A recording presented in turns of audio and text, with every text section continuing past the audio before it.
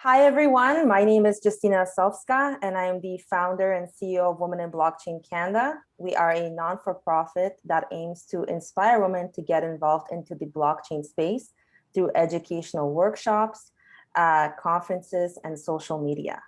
I'm very excited to be here today. I'm joined with the University of Nicosia. We have Professor Sula Luca with us. We have Hazal also from the University of Nicosia. We have Karina from FinTech Cadence, and we have Omar also from my team, and George from the University of Nicosia.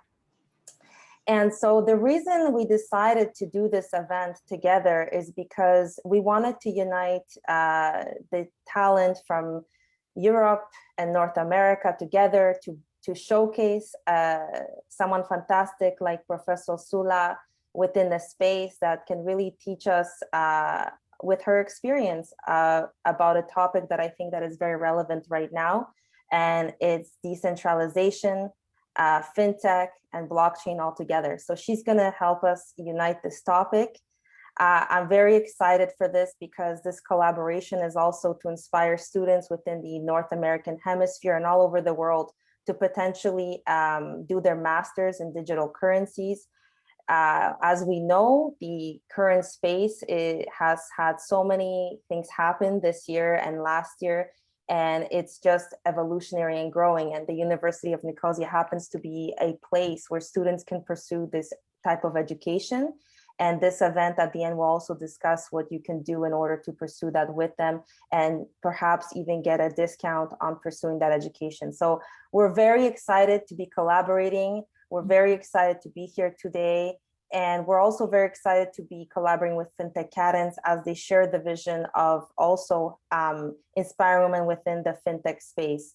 So the way that this event will be run is that I'm doing the introduction, and then Professor Sula will discuss the relevant topics set out for today's presentation. And at the end, everybody will get a chance to ask questions further to her presentation, which we will take from the audience and bring to her. And then we will have concluding remarks and wish you all an amazing rest of the week. So with that being said, I will invite Professor Sula Luca to go ahead and present us today with these extremely fantastic topics. Thank you, Justina. It's a pleasure for me to be here with all of you.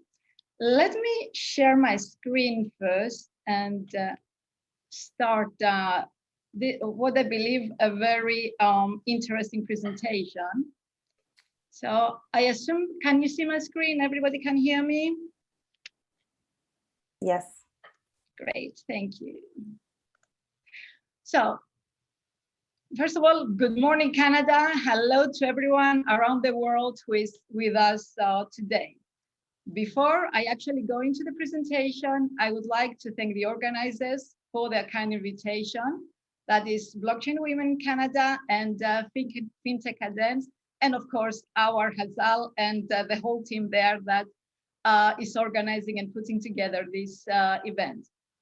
It's an honor for me to address you with such important aspects of technology and innovation, and at the same time present to you our work in the area of blockchain technologies, including our education programs that we started back in 2014, actually. So just a note on who we are. The Institute for the Future is part of the University of Nicosia, located in the capital of Cyprus that bears the same name.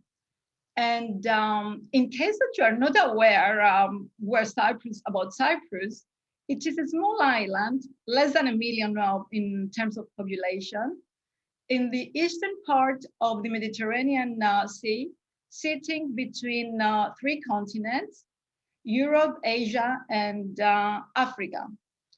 With more than 12,000 students at the university, we are the largest one in Cyprus. Our students, they come from all over the world to study with us in our innovative and transformative learning space that we have.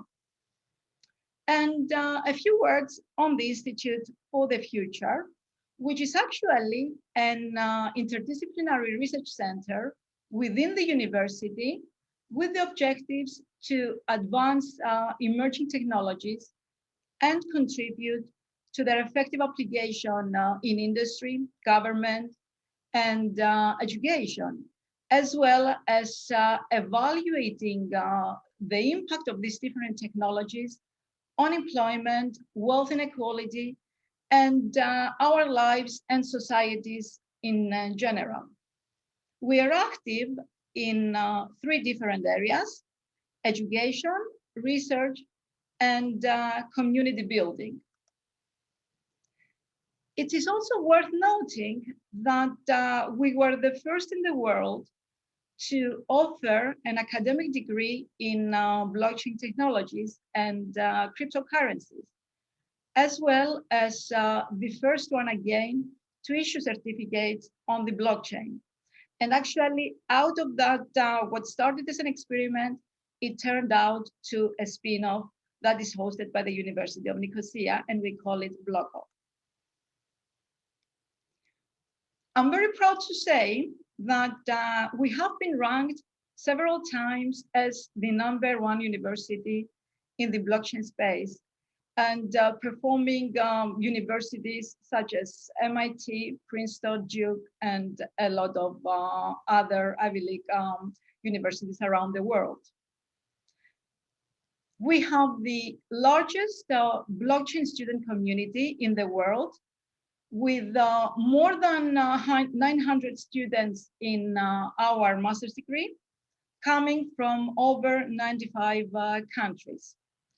Our free course on cryptocurrencies that started back on 2014 has seen more than 45,000 students, again coming from all over the world. It is also worth noting that 54% of our graduates change their profession to a blockchain-related one after graduation, or even after taking the free course that we offer to everybody. I'm also very happy to announce to you that as of this fall, we are launching our new curriculum of the master's degree, which will be offered both online and face-to-face. So I would love to meet some of you here on campus in Nicosia. The master's degree includes 6 compulsory courses, which include also our free course in cryptocurrencies. So we can count that as one of the compulsory courses, and 3 elective ones, or a thesis, a total of 90 ECTS credits. We're using the European credit system. It is also worth noting that we give out more than 300,000 euro in scholarships every year as part of our social responsibility and our wish to see the blockchain ecosystem growing and offering back to the society. Besides the MSc, we also have several blockchain certification programs on blockchain and cryptocurrencies, as well as a course on applied forecasting. So now, after this brief introduction on who we are, let's get back to our topic of blockchain, artificial intelligence, and financial technologies. Excuse me, just a sip of water.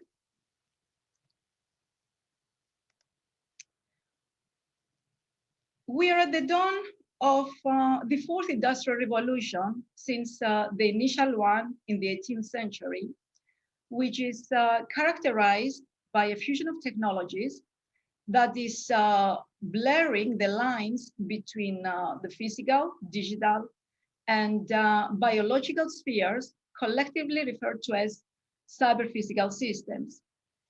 Major feature of this 4th industrial revolution is the mixture of emerging technology breakthroughs in a number of fields, including and not limited to robotics, artificial intelligence, virtual and augmented reality, quantum computing, IoT, 5G, and name it.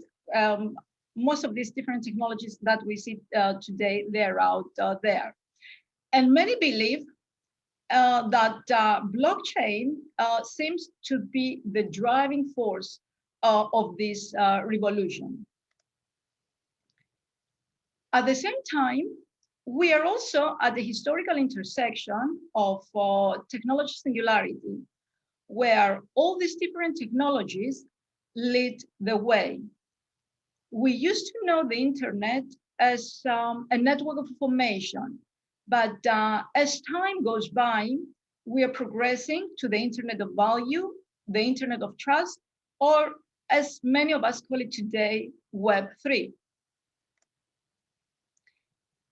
Looking now into these different types of technologies, such as artificial intelligence, cloud, and all the different ones that we have mentioned before, it seems again that artificial intelligence is conquering at the same time over several industries and domains, performing tasks more effectively than humans.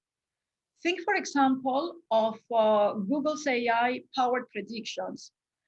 What they do, they basically use anonymized location data from smartphones, and Google Maps, they use this data to analyze the speed of movement of traffic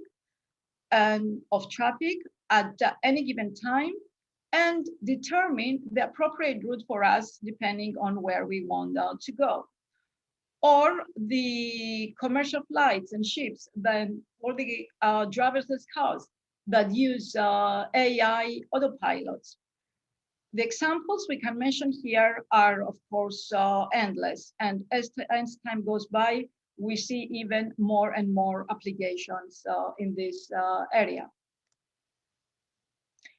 Now, financial technology, on the other hand, can be characterized as the movement to bring transformative and disruptive innovation to financial services through the application of new and emerging technologies which address consumer needs through automation. And as technologies continue to evolve, the fintech sector itself also continues to accelerate its investments in innovation and digital enhancements.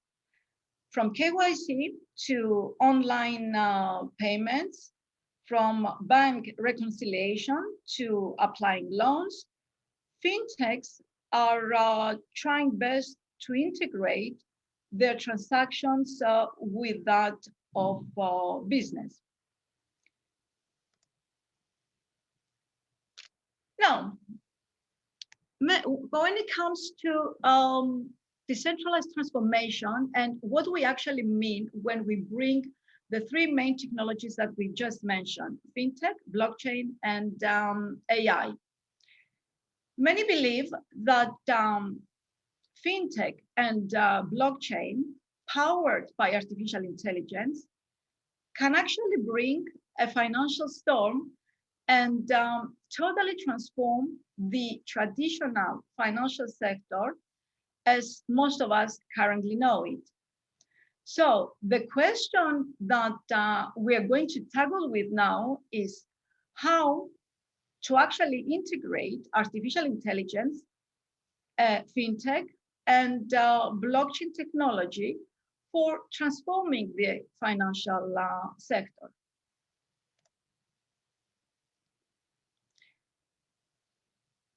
We are all at this point in time witnesses to the evolution that is actually happening. And it's so fascinating to live in the era where this explosion of science and technology is happening. things are changing in a very fast way. And our generation is actually here to contribute and use all the benefits. We are all aware of the evolution of money, so I'm not going to go into the details of how we started back in the ancient times to going through bartering and then exchange of commodities to the cryptocurrencies that we are today. Blockchain technology as such was introduced more than a decade ago as the technology underlying Bitcoin. And it has gained a tremendous popularity over the years. Several industries soon recognized its potential and starting also exploring different types of applications within the area to improve the current practices or create new ones that were not possible till now. As we know, blockchain can be defined as a distributed ledger of any type of transactions, where by the word transaction, we mean the exchange of data, data that could represent medical data, consumer details, product data, or financial data. They are shared by several parties, and all transactions are stored in a chronological order. Another important aspect is the fact that we can only add new transactions to a blockchain. And once written, a transaction cannot be erased or modified while being cryptographically secured. And it's these different characteristics that enable us to have secure data on the blockchain and enable also the traceability part that is usually required, especially when it comes to logistics, such as supply chains. They can also be programmed so that certain conditions are met. And this leads us to what we call also as smart contracts. And it's all these different characteristics of the blockchain that lead us towards the Internet of Trust, known as we have already mentioned also as Web 3.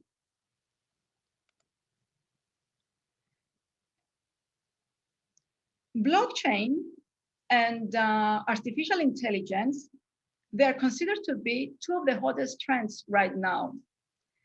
Even though the two technologies stand alone may have different applications, researchers and the industry has also been they have also been exploring their integration.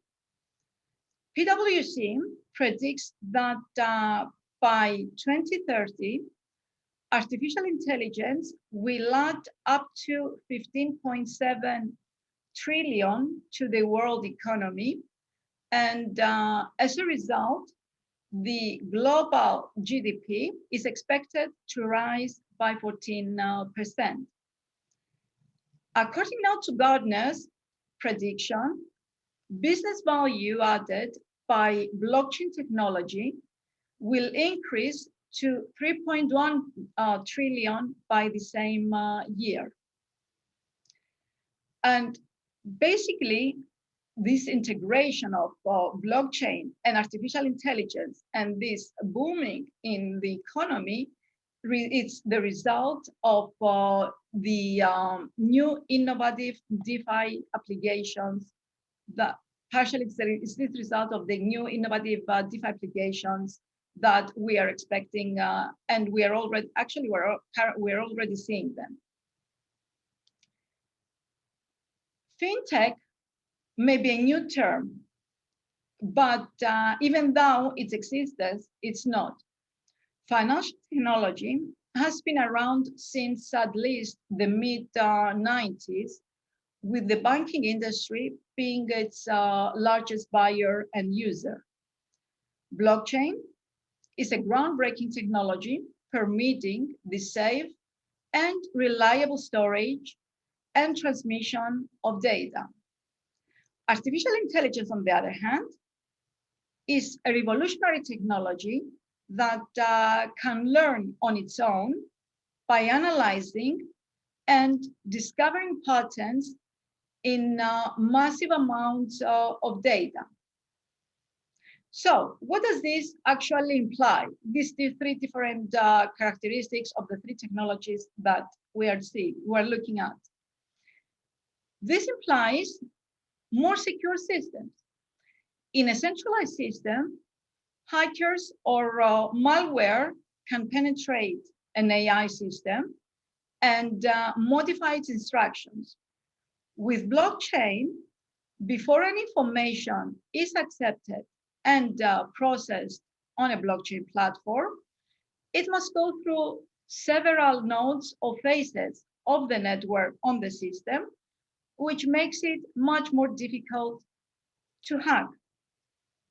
In addition, this integration may create decentralized intelligence.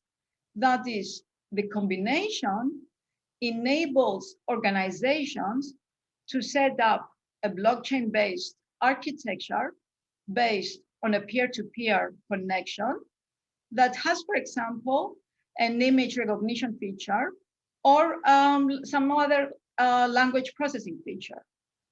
So different types of uses of it.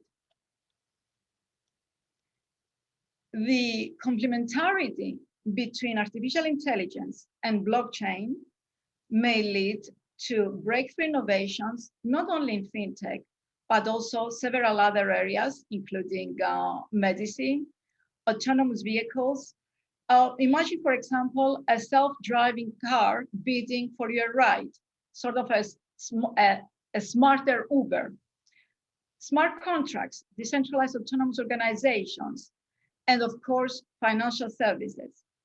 Imagine having to deal with programmable economic agents, such as a blockchain-based lawyer or a notary, or even a humanless corporation. Moreover, cryptocurrencies, being the new forms of money that is programmable and active money for machines, being transacted in nano quantities, leading to machine-to-machine commerce.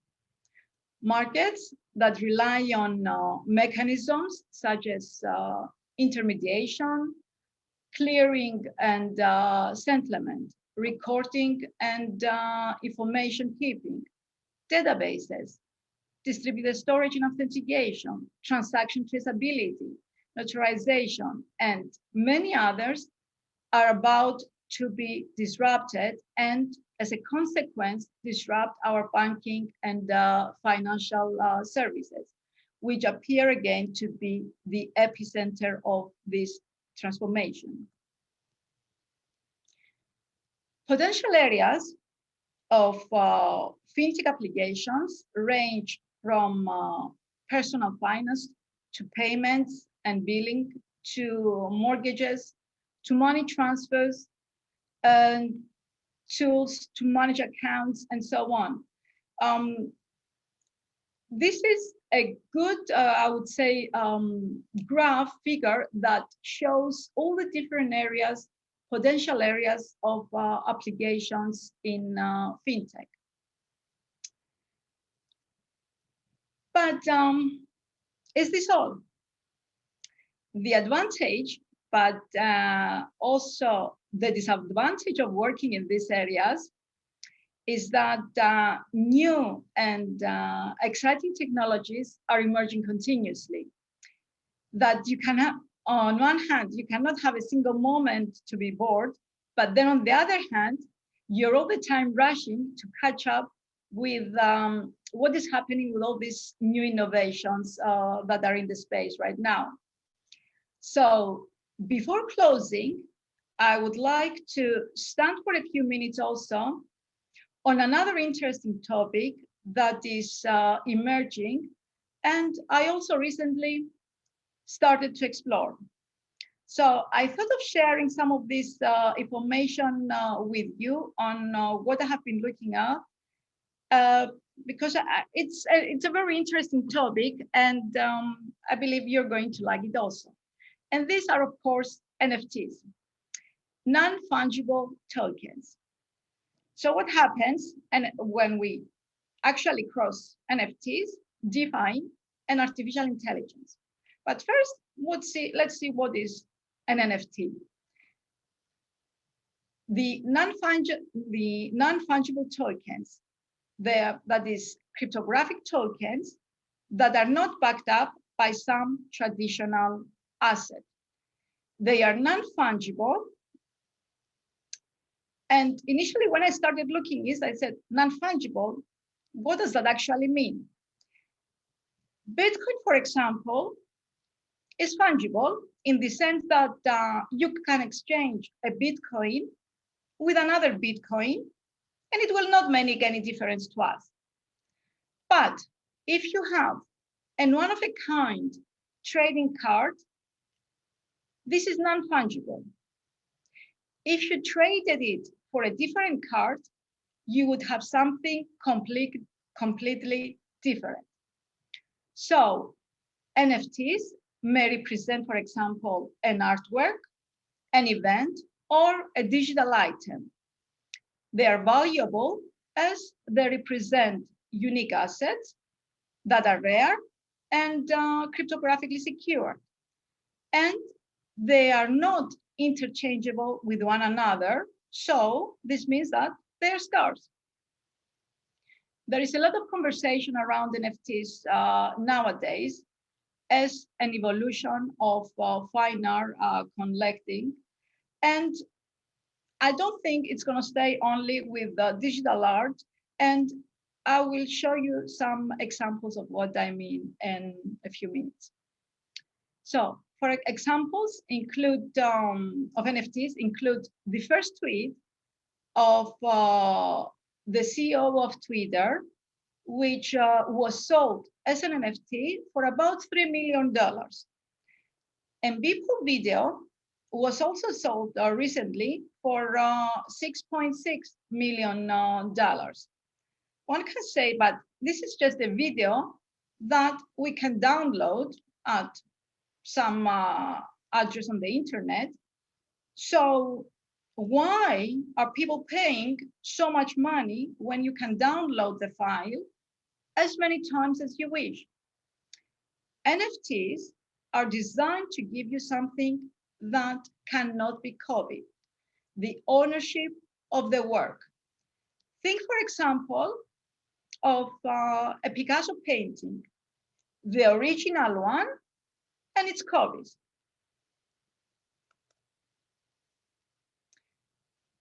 To date, most NFTs are purely digital assets, but some brands are also connecting them to physical goods as well. Nike, for example, has patented shoes as NFTs, or crypto kicks, as they call them, which allow users to breed custom sneakers that may then be manufactured in the real world. In addition, NFTs can be used as monetization of intellectual property. Many brands have unique IP that could be leveraged within the NFT construct. And you can easily see this extending further into categories such as fashion and luxury goods, with Gucci, for example, recently announcing that in their NFT movement into NFTs. And actually, a digital Gucci bag that they designed was sold for over $4,000 recently. Actually, to tell you the truth, I would prefer the real bag, but The digital one, again, I guess it's just like a Picasso painting. But these are just a few of the many potential applications of these technologies. As described, the possibilities for combining DeFi and NFTs are far from exhausted.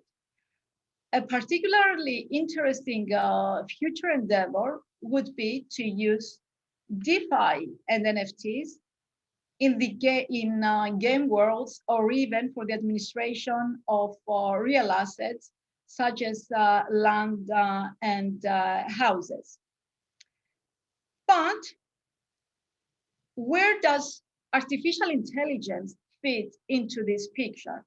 So this is what I started, looking at last week, and when I was looking at NFTs and then DeFi and then artificial intelligence. I mean, how can we bring the three together?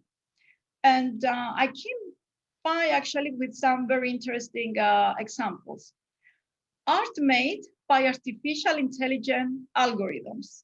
Another groundbreaking collaboration between two organizations, Alethea Artificial Intelligence and Robert Alice's To the Young Artists of Cyberspace, designed the first intelligent responsive NFT.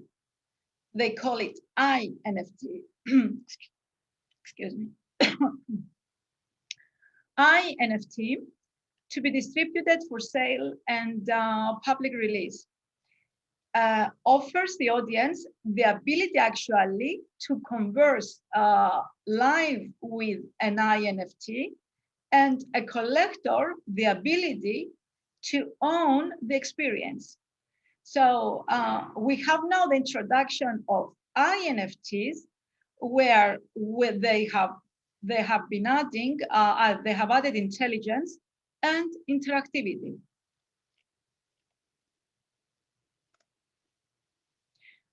As we see in this graph, it is expected that in this decade, we will see several pieces of advanced software created by deep learning, from self-driving cars to drug discovery and many more actually.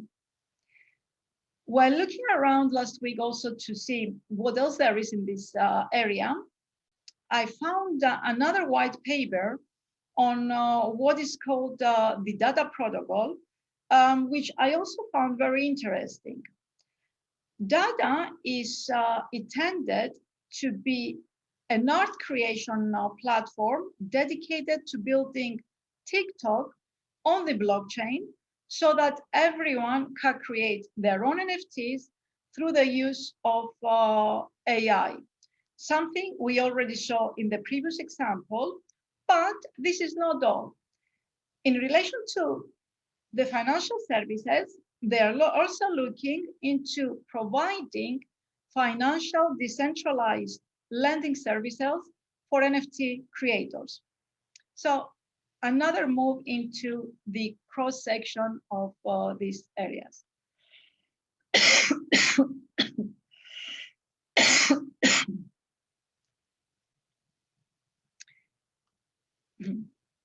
Perhaps the multi-billion question refers to the type of applications sitting at the point of intersection of NFTs, artificial intelligence, and DeFi. But this is still an area open to research, exploration, and innovations that we're all looking forward to see. Challenges, quite a few, from technology maturity to regulatory frameworks, consumer protection.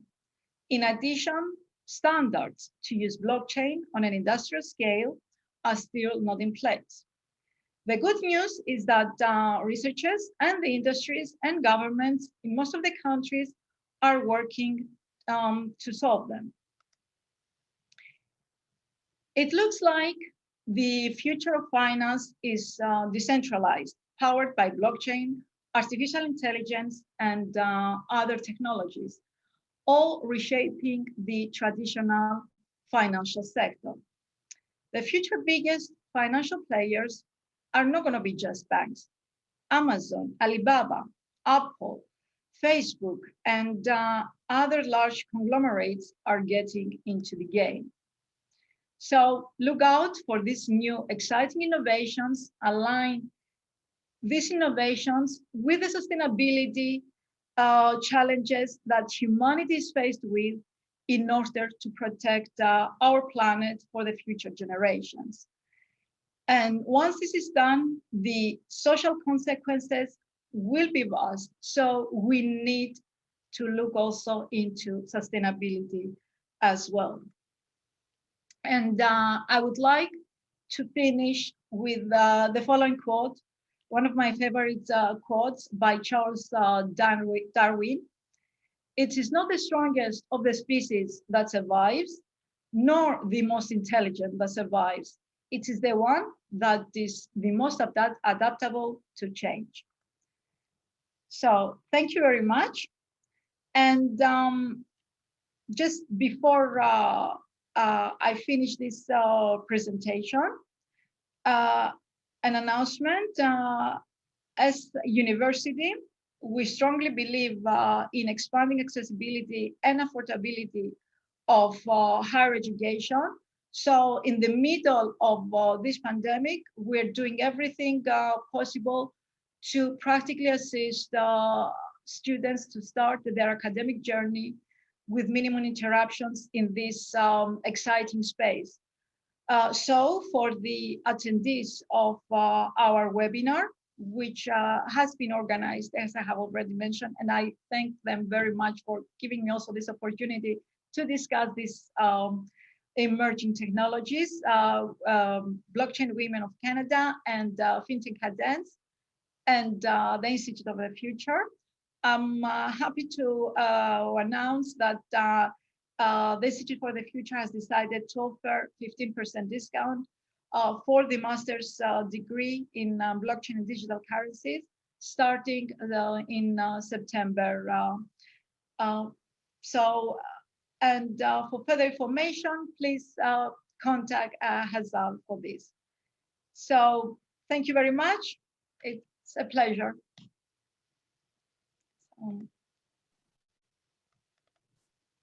Thank you, Professor Sula. That was such a fun presentation. I didn't know you were going to come at the end, even with the NFT. So that was definitely a curve for me and very fun. And yes, thank you for providing the students with the contact information. As you can see also in the chat, for those who are live and would like more information, there is the link and the QR code there. So you can go and follow up on if you're interested in the Masters in Digital Currencies. And like Professor Sula said, the university is interested in helping the students as much as they can. So I'd like to move on to the question period. So I think the first question I'm going to ask is going to be related to the woman in the space. So I think it's Professor Sula, how do you feel like we can encourage women to enter the space, and what role can they play within this space of AI and fintech and decentralization? Well, I would say that one of the things that we can do is encourage, first of all, women to enter the space through education. So blockchain education, lots of different companies and industries, they're looking for tech skills, especially in this area, in the area of DLTs and blockchains. Actually, through the whole, if we look into the whole ecosystem, we are looking into lots of different job openings in this area. So through education, we can encourage women to enter the blockchain space, and this will also provide them at the same time with economic empowerment. So this is one of the things that I strongly believe at. Thank you for that. And I think Karina from FinTech Cadence has her next question. Go ahead. Yeah, thank you so much, Professor Sula. That was super interesting. I think I'll jump to the questions from the Q&A because we had a lot of participants asking questions in the back scene. So maybe a question from Gordon Honeyman would be, Professor Sula, what possibilities do you foresee in harnessing such fintech to address poverty within Cyprus or other countries? I'm sorry, can you repeat the question, please? Yes. What possibilities do you foresee in harnessing such fintech to address poverty within Cyprus and other countries? Yes, this is a very interesting topic, actually. And if we look into the Sustainable Development Goals of the United Nations, the SDGs, one of the main things is poverty. And looking also into the developing countries, lots of those people, they still do not, they do not even have a bank account. So through these types of technologies, through a simple smartphone, and everybody, most of the people around, even in those countries, they do have phones, we can empower them to use their wallets as their banking system, let's say, as one of their accounts. So this is how I do believe. I mean, one of the ways that one can do, look into the unbanked and try to encourage them to be using these different types of technologies, because all you need is a phone and an internet connection. So. Yeah, thank you so much, Professor. And we have another question from Petros. Are there any blockchain-based commercial applications currently in use in some of the fintech areas presented before? If we look into the DeFi sector, yes, there are quite a few of those. Maker, for example, is using artificial intelligence. So that's one of them. Uniswap, the same.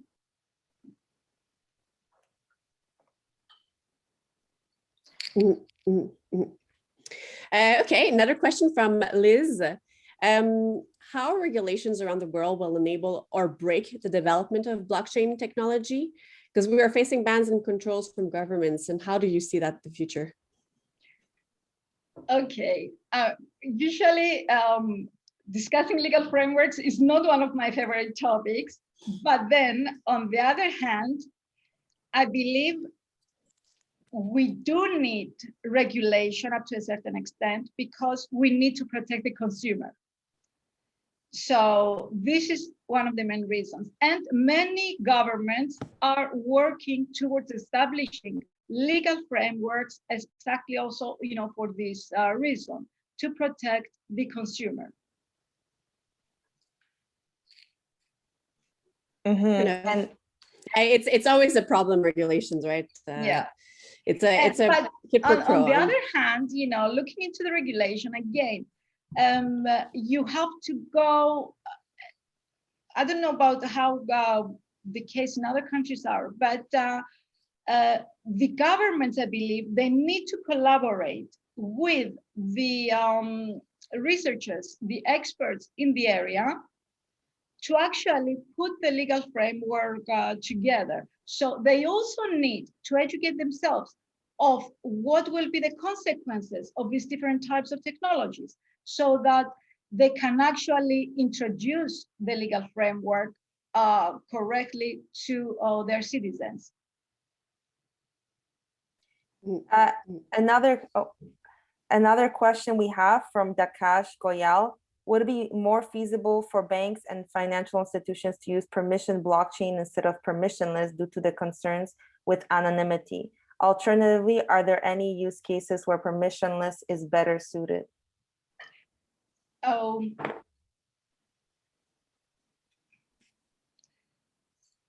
Well, permissionless blockchains, they're basically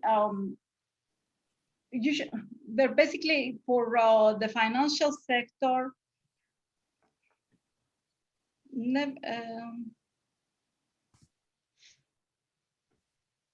Okay. Well, if we look into Bitcoin, for example, and a lot of different applications, they're built on on top of Bitcoin or Ethereum, which are public permissionless. So we do have these different types of applications. Permission blockchains, I see them mainly towards in an ecosystem of logistics and supply chains. So as far as the financial sector is concerned, if we believe to this open world, decentralized world, without the authorities imposing various regulations that maybe for some will be not a wishful thing to do, and going against the democratic beliefs, then permissionless, yes, would also be the case. I don't really want to take a stand on this, honestly, because I have to be very careful on what I say on these two issues here, especially when it comes to the financial sector. Understood. I think, Karina, you had another question? Yes, I do. An interesting one from Hillary. Can you paint a picture of traditional banking and financial services in 5 to 10 years, given the quick growth of fintech, AI, blockchain, etc.? Actually, I think the last figure that I showed in relation to the fintech area, that shows very well all the different types of applications that we will see in this decade. And actually, some of them we're already looking at them. So yeah, Do you think that the trends across? Because I mean, worldwide, there's like different varieties. Like not every country advances at the same rate. So yes, unfortunately, this will be the case. Not in every country this will be the case. Just like the internet, that it started slowly first, and any other type of technology. Unfortunately, the adoption rate around the world is not the same, and this is actually applied to everything, even with the vaccines today. Mainly, I mean, it's an unfortunate fact that not everybody is equally being treated.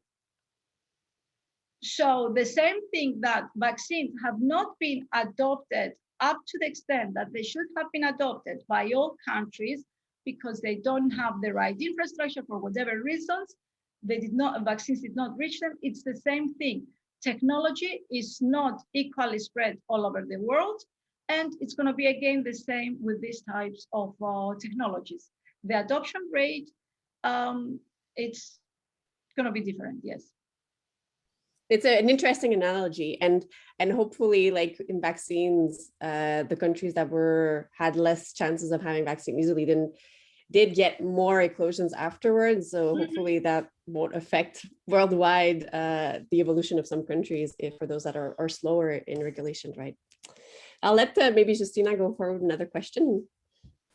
We have a question from Nadine van der Haan. What are the consequences of having social media content on an immutable blockchain? Well, a very interesting one, because we have been working on such a project on decentralized social media, where exactly we're using a blockchain infrastructure. And the aim actually of that is actually to fight misinformation, and fake news. So the aim through decentralization of social media is exactly that, to fight misinformation and fake news. So, and if anybody's interested, the project is called Eunomia, and there is already beta testing up and running. That's interesting. I heard of another project as well, because a lot of like ads are run, but they're actually being seen by bots. So you don't really know what your real audience is. So another application similar to that is to make sure that there's an actual person watching the advertisement on the social media and not just a bot or AI watching it as well. It's like a second layer of verification of what's right versus what's not. Well, actually, in this one, we are giving the power to the user to determine himself or herself whether they trust the post or not. And users can actually see where the post originated and trace it out. Perfect. I'll maybe jump back to a question if you give me permission, Justina. That's your turn. Go ahead. Yeah. We were talking about the future earlier on, but in the current scenario, the adaptation of blockchain is there, but it's going at a low pace, right? So according to you, when will we say that blockchain has taken really a big place and a huge stake in our economy? Oh, okay, I'm gonna do some forecasting now.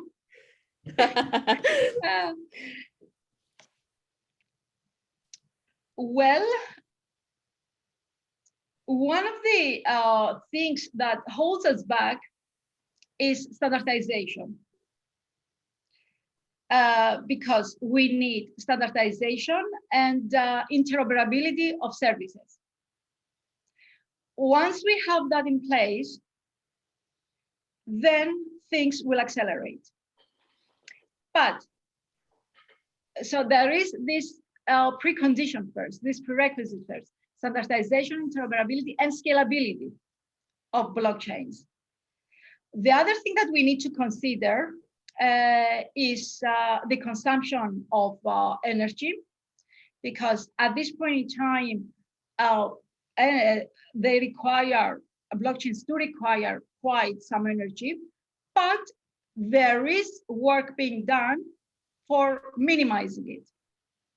So we are getting also rid of this sustainability and the energy issues.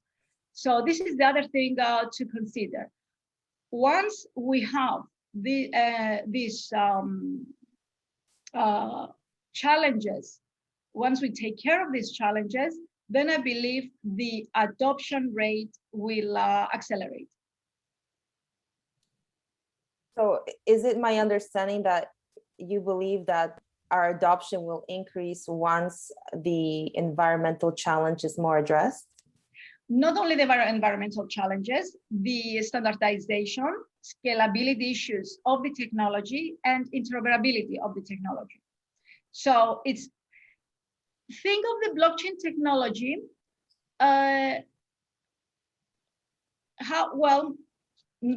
probably not all of you, definitely Karina and Justine know, but I have lived through it, the 90s, where we started working on the internet, and how what we used to do with the internet at the time and what we are doing with the internet nowadays. So we can see that we can make this analogy. We are at the beginning, and we're making history right now, just like history of the internet was done during the 90s. Now this is the decade that we are making history for DLTs. Yes, go ahead. No, Justina, I think we're running out of time, and I don't think we, unfortunately, will be able to take all the questions. But Justina, I'll let you maybe ask the last question so we can wrap up and finish this amazing panel. Yes. So the last question that I'm going to have is, do you believe that DeFi are as important for the future of fintechs as is blockchain for the future of the internet? DeFi is, sorry, Justina? Do you believe that DeFi is as important for the future of fintechs as blockchain is for the future of the internet?